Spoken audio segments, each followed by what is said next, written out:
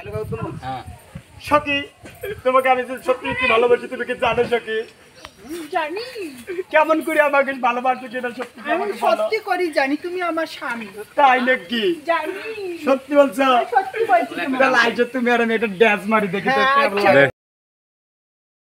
বধু একেলাই কেনে আইসাছো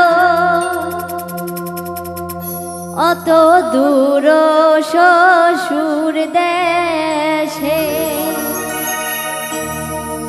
বধু একেলাই কেনে আইসাছো অত দূর শ্বশুর দেশে বধু একেলাই কেনে আইসাছো অত দূর শ্বশুর দেশে